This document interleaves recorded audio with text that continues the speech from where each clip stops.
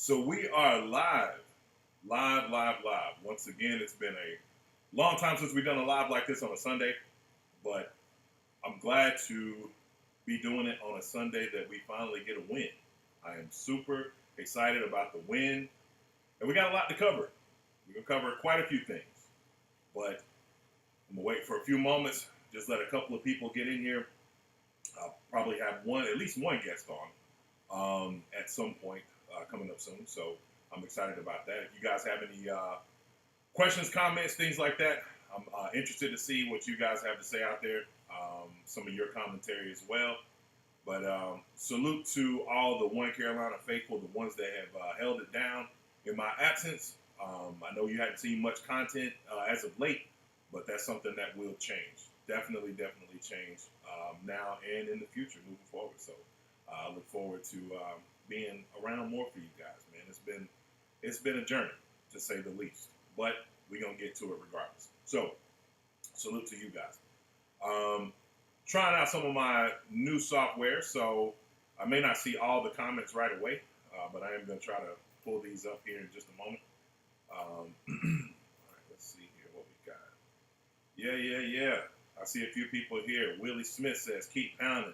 Beat them Aints. Yes, indeed. Finally got them Aints, man. That first game, the first week of the season was abysmal, but we got our face back. More importantly, Bryce got his face back, but we're going to talk about it. But let's just get to it. So I'm a big believer in starting with love. Therapists say that if you're going to start a session to talk about anything relating to change, you always want to start with love, right? So we're going to start with love. The Carolina Panthers won a game, right? We love it. I love it. You love it. It was good. It was a good feeling to be at home, beating a team that, to be honest with you, most of us don't like, right? I don't like the Saints. I don't know too many people that do personally. I know people that grew up there. I know people that, follow them, I guess, more on a, what would you call it, say bandwagon, from a bandwagon perspective. Whenever they won the Super Bowl and they had, multiple years of good runs. We disrupted a lot of those good runs over the years, especially with Cam at quarterback and Ron Rivera head coach. But, it's always good to beat a rival like that. I know many of you don't like the Falcons. I really don't like anybody in our division. I can stand the Bucks to some degree. I do not like the Falcons.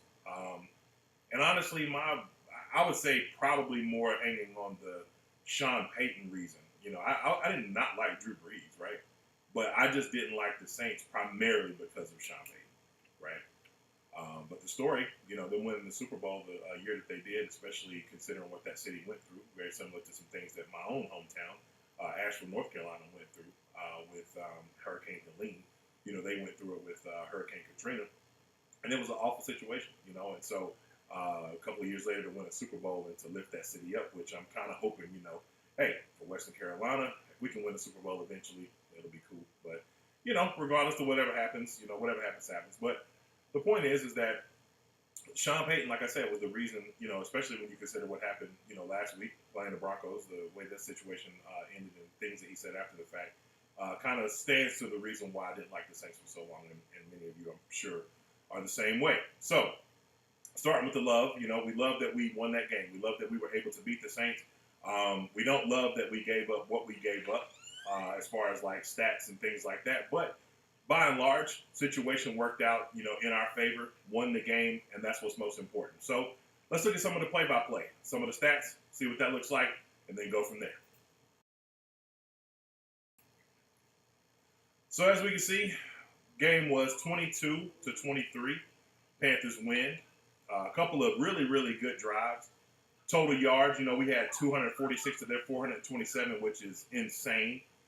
To give up 427 total team yards and to still be able to come away with a win is pretty substantial, especially when they had more passing, rushing, and yards per play than you, right? 25 first downs to 15 first downs, and their third down efficiency was roughly around the same. Now, fourth down efficiency, they were very,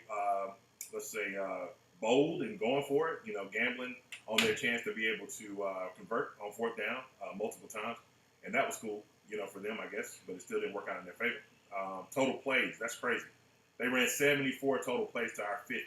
When you look at the stat line, just going, you know, from the play-by-play of the game, situation that we're looking at right now, you would think that a team, if you heard that stat line out loud, if you heard the stat line of 427 yards to 246 yards, it would stand to reason that, yes, that team is probably going to win, right? But in some key pivotal moments, got to give it up to the defense and offensive line. As you can see here, sacks allowed, 1. The one sack that we did have, from my remembrance, was more of a coverage sack on Bryce Young, just because there was nowhere to go. So the offensive line played masterful today. There was a few times they did give us some pressure. I think on a 3rd and maybe 13 or something like that. I would say they were backed up in their own end zone, if you will. And there was a big play that could have been had by Jalen Coker, as pointed out by the color commentators, that we didn't get, primarily because of being backed up and having that pressure coming in. And, Bryce playing a little bit conservative in those times, not wanting to, necessarily make a mistake. But we're going to get to some of that in just a second. But he didn't really want to make a mistake. Wanted to make sure that he protected the ball, which is commendable, right? So defensive line, man, to give up 155 yards rushing to one player, I got to tell you, they played really well, considering, what they gave up. Derek Carr had 236 yards passing. Taysom Hill, man, I'm going to be honest with you. I never like to say that I hate anybody, and I'm not going to say that about him, but boy, I strongly dislike him. And it ain't because he's not a good player. It's because he's a great player, right? Regardless of whether he's a gadget guy or not, we have no answer for Taysom Hill. We never have. Since they have had him, he has always caused trouble, right? And today, it was literally just bully ball. There was a moment where he converted on the 4th down, I believe, and I don't know. I know Shy Tuttle and him probably have a relationship, considering that they were teammates for so long. But, he literally just bulldozed Shy, which is crazy when you think about it. But salute to him.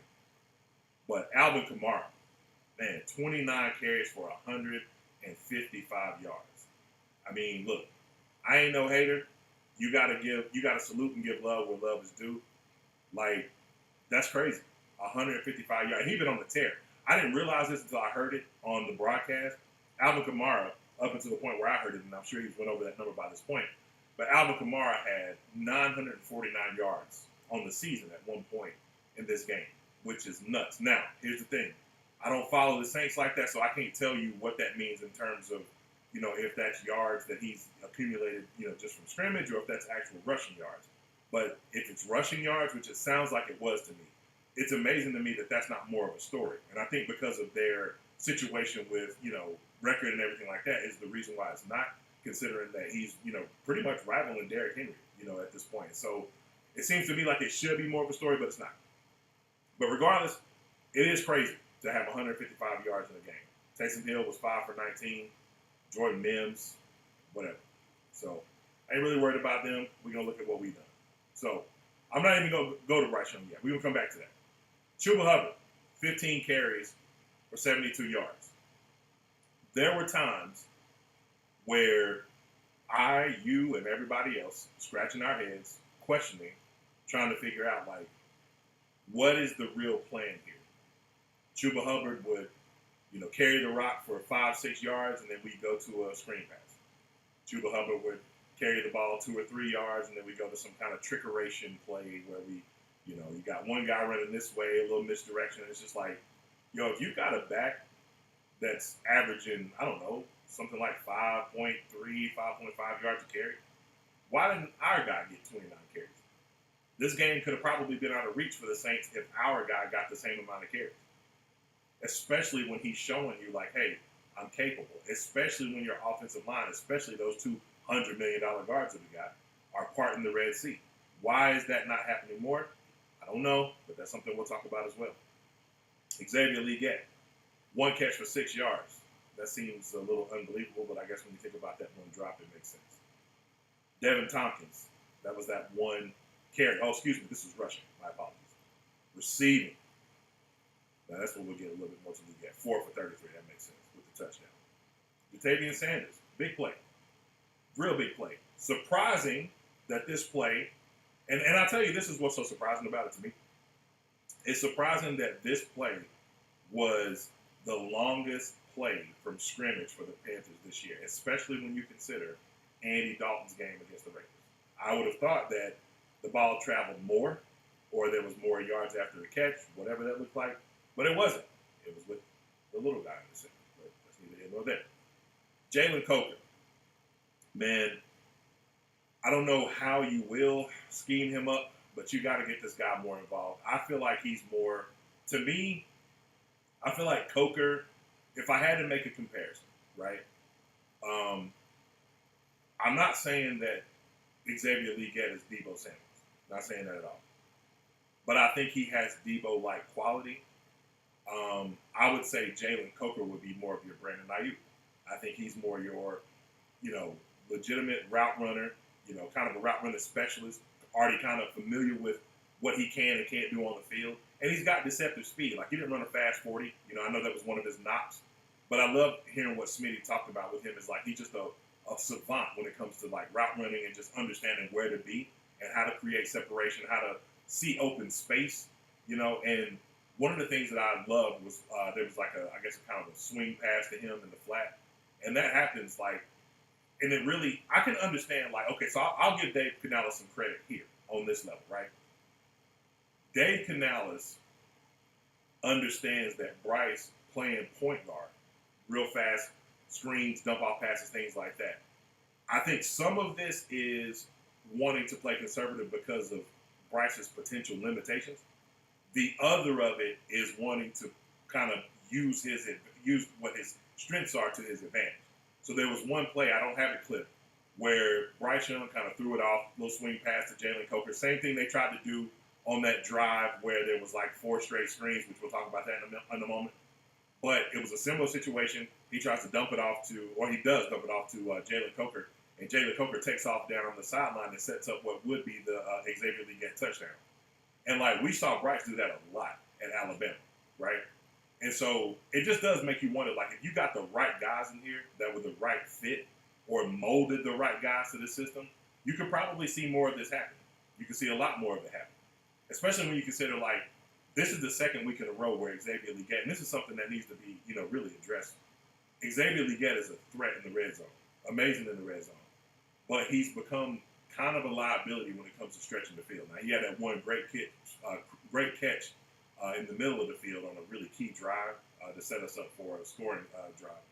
But before that, man, the huge, turnover, where one of the things that I've heard some of the experts talk about was his inability to hands catch, where he does more body catching. And you could see in this moment where, ball is just perfectly placed. Boom, ball comes down. He's kind of cradling it a little bit. Defender comes in, grabs at the ball, literally strips it away from him. Would have been a huge game. Probably would have been a game-opening drive or breaking the game open at that point because there was so much momentum at that point, but it didn't really turn into anything after that. But that's something I'm sure that they'll continue to work on with him. He'll continue to develop. But make no mistake about it. In my opinion, your tactician and really your potential number one receiver, to me, is Coker. And I know that sounds crazy for an undrafted guy, but, hey, the tape is the tape. Let him be himself, right? But I want to come and just holler at a few of you guys. Got the dub. Underground West says, keep pounding. Y'all make sure to hit that like button, subscribe button, bell notification so you don't miss a video, of course.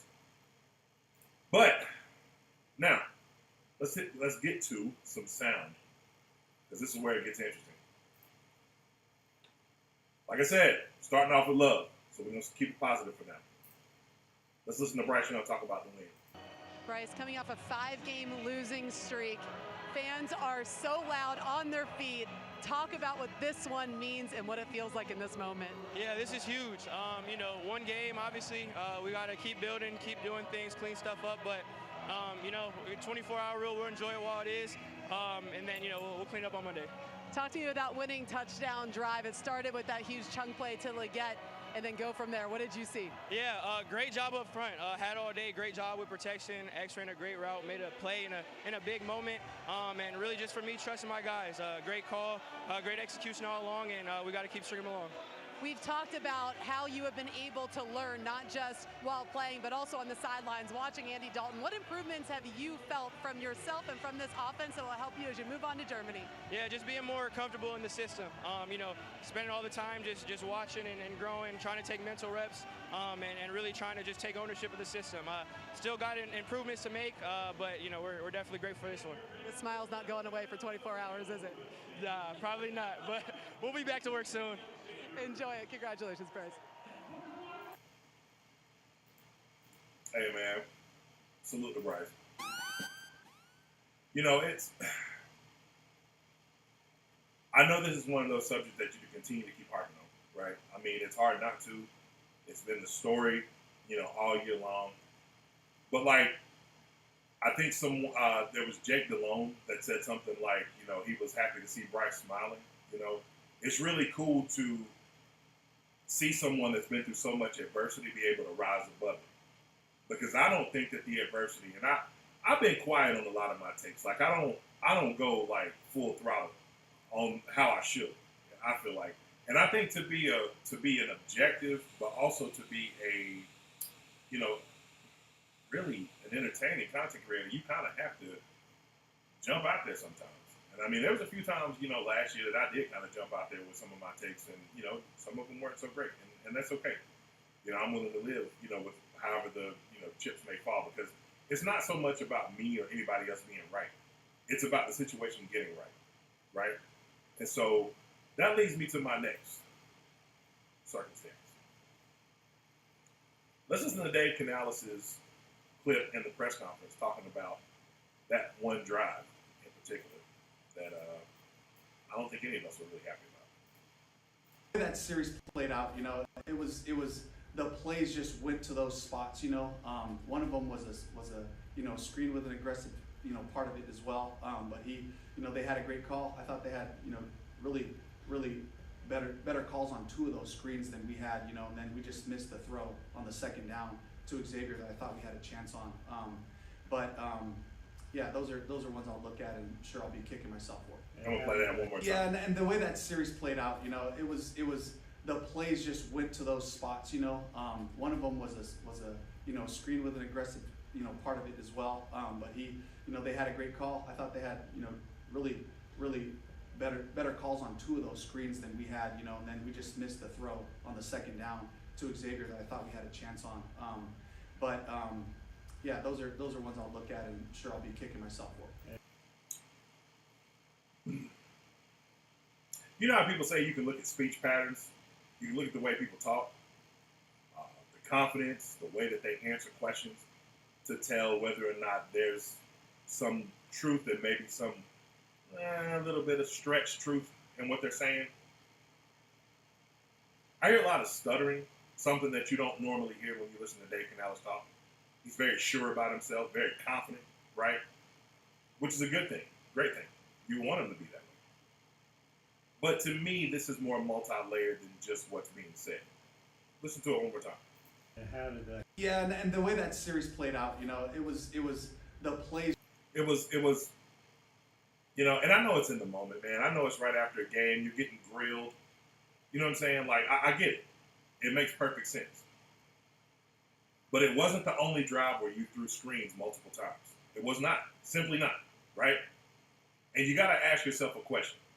If you're objective and you really ask yourself a question, at what point do you start asking yourself if this is confidence in the person that's throwing the ball? Because that's what I believe it is. And then you got to ask yourself this. Okay, well, if it's confidence with the person who's throwing the ball, has he shown you any evidence to suggest that he can or can't do something? Now, look, I get it. Bryce Young has made some decisions where he's dumped off passes because he thought it was a better opportunity than what he saw down the field. But I would say, based on what I saw here, this was not something, and this is not a person, in my opinion, that looks like he was happy about a play call or that he made a decision to check the ball down each time or go to a screen. That, to me, looked like a guy who was frustrated by a series where he has shown you throughout the game, hey, man, I can stretch the ball beyond the sticks. Let me do it, please. It even looks to me, and I'm not saying that he's saying this, so I don't want nobody to clip this or anything like that. And I certainly wouldn't be irresponsible and clip it and say that he says that it's a bad play call. But look, it really does look like that. It looks like to me when he's walking by him saying, it's a bad call. Help me out. It's a bad call. Now, I'm sure he's not saying that, but I'm just, that's me being me. But I don't like it because to me, like I said, if the guy's showing you that he has the ability to do this, like, at least let him attempt and try. And you can even tell, like, this is one thing I love about seeing this right here, because there's been so much made about Bryce Young and his dog mentality and all this other kind of stuff like that. And you don't want to see anybody sulk. You don't want to see anybody get into it with anybody else or whatever like that. But I love, look, he's trying to stop him, slow him down. Hey, man, what's going on? What's wrong, buddy? I want to turn it over. What's wrong, buddy? Stopping me right there. Boom. He's like, oh, hey, Mr. Optimus Bully. Hey, man, what's going on? In that moment, Bryce walking by, I ain't with all the passive-aggressive right now, bro. It was a bad call. 3 screens in a row. Don't hey buddy me right now. Let's get it together. I don't know what was said right there. I don't know what was said at all. I know this, though. I would hope that it was something to the effect of, what are we doing? 15 carries for our running back. Trick plays out of the backfield. Screen. Yeah, sure, I miss Xavier Legette. But my goodness, can we at least attempt to throw the ball down the field? We got a guy that calls his celebration, the dollar bill celebration of his horse. He's literally a horse on the field. Let's use him, right? A route running specialist on the field at a very, very young age, mind you. Can we use him? A running back, 5.3 yards per attempt. Can we use him? Why do we keep trying all this trickery stuff? Like, who cares what they're throwing at us? Let's put a hat on a hat and run the ball.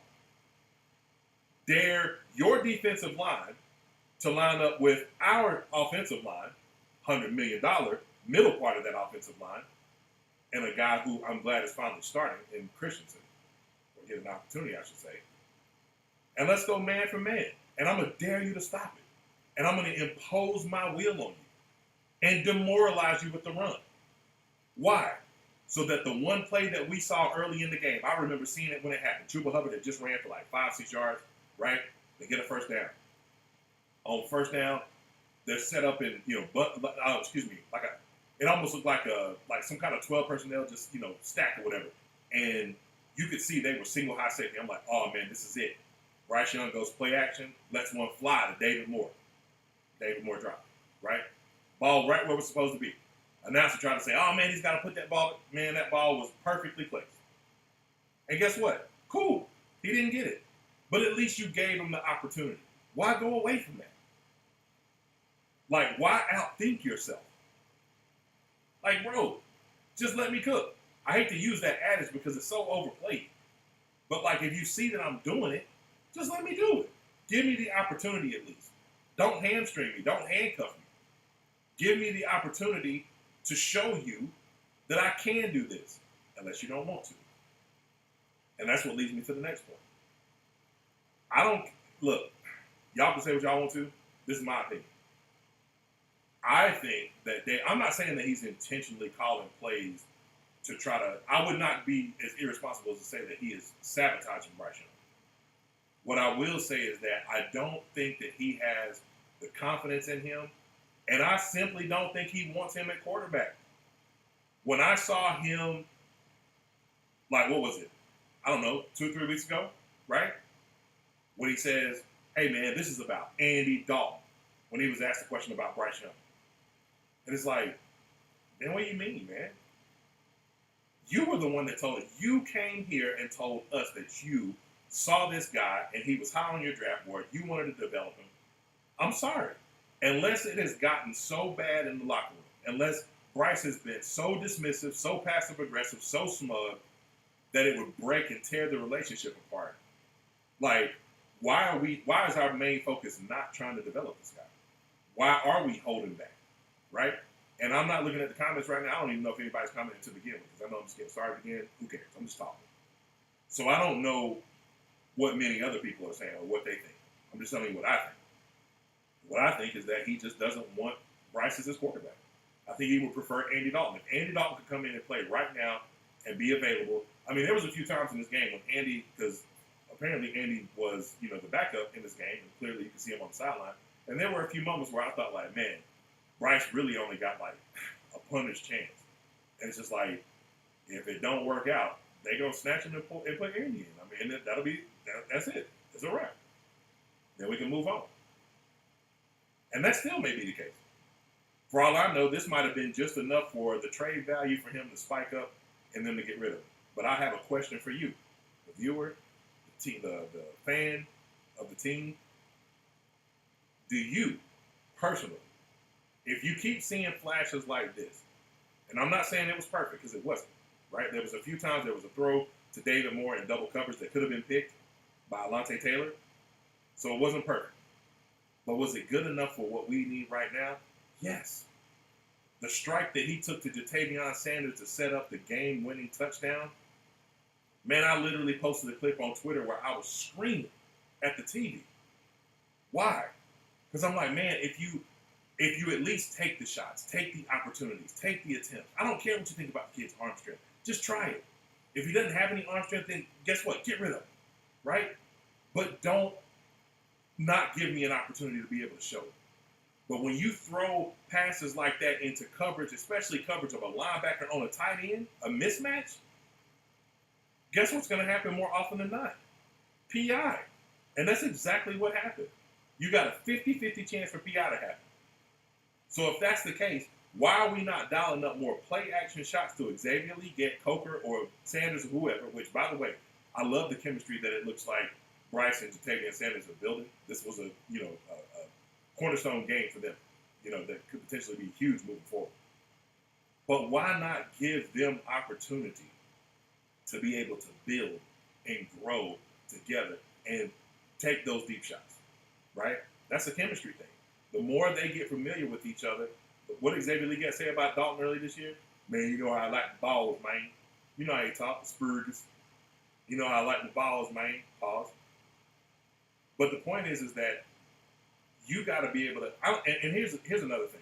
Let me just say this, because I know some people talk about, like, I've seen different kind of theories floating out there, like some about like whether or not Bryce would like lose the locker room. Hey man, look, that's the coach's job. If me playing and developing this young quarterback, if I'm passing the ball to guys that are dropping passes, if my offensive line is letting it up and I'm getting blasted by my offensive line. I saw plays when Andy Dalton was starting where the interception at the end of the game, of the Falcons game, right, where you're going to lose the locker room then. You know what I'm saying? Chuba only getting, 20 some odd carries a game when he should be getting 25, 26, 27 yards a game or carries a game. Are you going to lose the locker room with him? I feel like a lot of things have been placed on this guy's shoulders because of where he was drafted and what was given up to give him, for them to get him. And I think that that's unfortunate and a bit unfair to him, right? Now, the expectation is the expectation. Like, you got to deliver, right? Regardless. But I do think that it has to be weighed fairly. But, again, my point is if you're not going to give him those opportunities, and we are going to ship this guy off, if that's some of you guys' thoughts out there, right? If you have seen enough and say to yourself, you know what, I don't want to see any more from Bryce Young. Like, I've seen enough. There's nothing that will convince me that he can be a starting quarterback, especially for us. Maybe go somewhere else and flourish and do your thing. Ask yourself a question. Do you have any confidence in this coaching staff developing another? Because the two guys that are coming out next, 100% would need development. They're not going to be finished products. Every one of them needs development. I believe the NFL has a QB development problem, right? Anthony Richardson got benched. There was a lot of people that were high on him, and now he's on the bench. I seen a report today where somebody was saying that who was it? There was some team that was inquiring about the potential trade for him, and I'm like, man, already? What are we doing? I get it. The rookie pay scale has changed. All these things have changed, but like, my goodness, are we that quick to just give up on players? It doesn't have to be like this, y'all. It really doesn't. It really doesn't. Anyway, I'm John Farmer, One Carolina Show. I appreciate y'all joining me tonight. Make sure to smash that like button for me so we can get this algorithm popping. We'll take a look at a couple of the comments, see if we got some people in here checking us out. Ghost Daddy said, "What's up? My boy Blue. Everybody's missing Rivera and Fox Styles play right now. This is non-existent."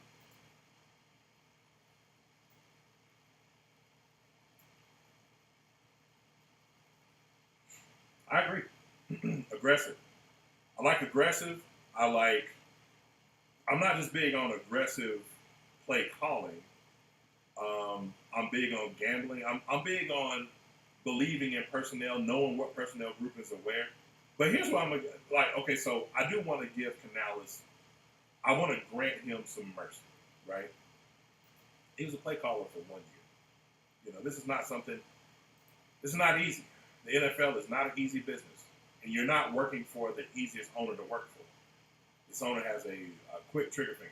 He will get rid of you or anybody else that does not do what he feels like is in the best interest of this team rather quickly. So, yeah, you got to tread lightly, especially if you're having meetings with him, often about, hey, what's going on here? What's this about? Where are we at with this quarterback? How's this player doing? Right? I think your main thing that needs to be a focus right now, in my opinion, would I draft a quarterback? No. Now, if we finish at the top of the draft and Bryce is not going to be our quarterback, then I guess you kind of don't have much of a choice, because what are you going to do next year? I mean, I'll tell you, if it were me, and let's just say hypothetically Bryce isn't the guy, who would it be for me? I don't even like doing this so early, but I guess I will. Cam Ward looks special. So does Shador.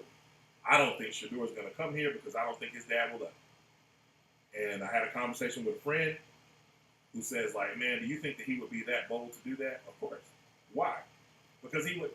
See, when you make decisions sometimes, like, public favor is going to be something that, lends to your decision-making, credibility, whatever you want to call it. And in Deion's favor, if he did come out and say, hey, there's no way my son's going there because look what they did to the last guy they drafted #1 overall and how that whole situation worked out.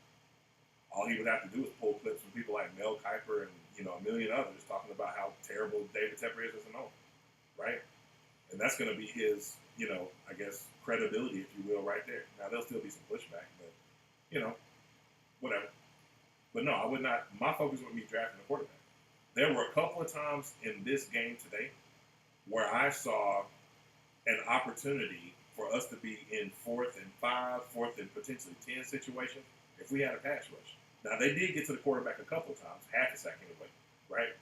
But if we had a consistent pass rush, that could have made all the difference in the world. So I had a chance to watch a few college games last night. I like Nick Skirton. Nick Skirton is physical.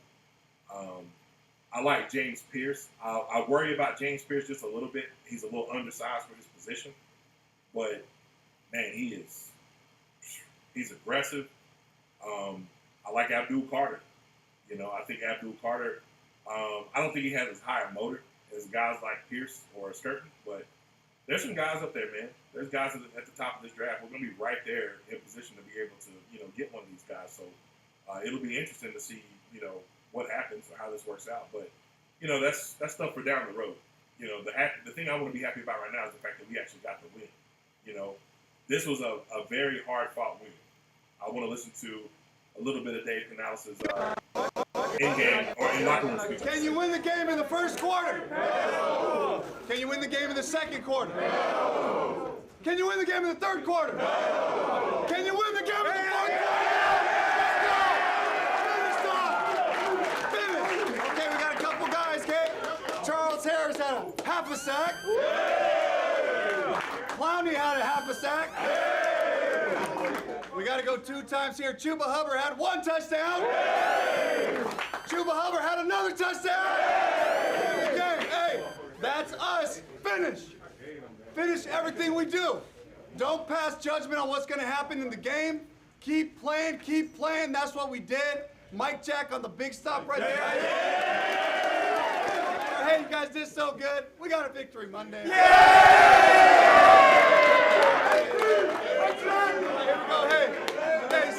Hey, seriously. serious though, I'm proud of you guys. Hey, I'm proud of all of you because we just keep working on the basics. We just keep working on the fundamentals. That's how we're gonna get there, right? Hey man, hey man, that's a great start to November football. Let's go to Germany and get a win, and then enjoy the bye week. Hey, family on three. 1, 2, 3. I love it. I love it, man. I like that. The one thing I can't say with Canales too, man, is that it feels like he really has a hold on the vibe of this team. I like the culture. I do find it weird sometimes hearing things like, man, we had a really good week of practice and all that kind of stuff. Because, like, sometimes with preparation, it does feel like sometimes this team is a little underprepared. Guys like Josie struggled. And he struggled today, mightily. So, those are things that I hope to, see get addressed. But, I mean, this is cool, man. This is one of those things you just, I could go so many different directions. But I'm trying to stay positive. I really am. But I just do find it really interesting. I find it extremely interesting that you had someone who has been struggling like crazy, and that person he didn't set the world on fire, but he was very, very much responsible equally to everybody else that you named for winning that game today, and he wasn't mentioned. And I don't know. That's fascinating. But that's just me. Anyway. James says, I think Bryce plays better with rookies, honestly. He's more comfortable with them. I think similar to Cam Newton's situation with Steve Smith, Bryce felt obligated. I hope the future works out. It's interesting you say that because there was a play, and I don't want to break YouTube's copyright rules, but shout out to my man Keith in the chat. I appreciate that, man. But there was a play early in the preseason, and Keith knows this. He and I talked about this ad nauseum, actually. And there was a moment where Bryce is, moving the ball down the field in the preseason. They're strike, a couple of runs, big fourth down, play to Deontay Johnson. And Bryce had threw a fade route to Deontay Johnson. And then, obviously the ball was out of play. You know what I'm saying? Deontay Johnson had, he was covered, so there was really no way for him to even make a play on the ball. And, he immediately kind of, started flailing his arms around, oh, my gosh, whatever. Similar to what we saw against Washington when Bryce got in during scrub time and, Bryce didn't throw him the ball. He checked it down to Miles Sanders, and, he's kind of looking like, oh, my goodness. And it's like, you might not be wrong, in your assessment of, hey, I should have got the ball here, or why didn't you throw this here, or whatever like that. But it's just stuff you can't do, and I think that's the crux of why he's no longer with us. So at least that's my opinion on the situation. So who knows? But either way, this was a good win. This was a strong win. We'll talk about more of this as the week goes along. I'm sure there'll be multiple storylines that'll be, available for this. And, we'll move forward going from here. I look forward to the Germany game coming up, 9:30 kickoff. Man, it's going to be a tough one for me, as that's the same time that I go to churches at 9 o'clock. So, going to church and, having to navigate, sitting in the back and my wife hitting me on the shoulder because I'm watching the game and listening to the sermon is going to be kind of weird. But either way, we definitely will be watching that. And I look forward to commentary. I don't think I'm going to be the person that goes live every Sunday. But, on certain occasions, we'll do it. I definitely want to go live when it's good with bad. I don't want to just highlight all bad. I want to be available for all good. I want to be available for the bad as well. So I appreciate y'all, man. I just want to come in, tap in real quick, talk about, just how awesome this win was, point out a few things that I see as some opportunities. And, I hope that this gets better. I hope this is a trend to to what's going to happen here in the future. I think that we have a good thing going, and we should just keep it going. So appreciate y'all, man. Like, subscribe, make sure to comment, share, do all that stuff, man. And remember, more important than anything else, keep happy.